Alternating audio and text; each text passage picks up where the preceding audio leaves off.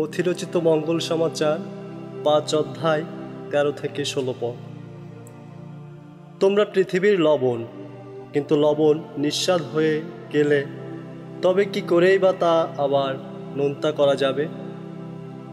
তা আর কোনো কাজেই লাগবে না, তা শুধু বাইরে ফেলে দেওয়া হবে, যেন লোকে তা পায়ে মারিয়ে দেয়।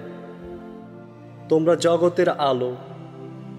পর্বতের উপরে অবস্থিত কোনো নগর গুপ্ত থাকতে পারে না, আর লোকে প্রদীপ জ্বালিয়ে তা ধামার নিচে রাখে না, দীপাধারের উপরেই তা রাখে, তবে ঘরের সকলের জন্য তা আলো দেবে।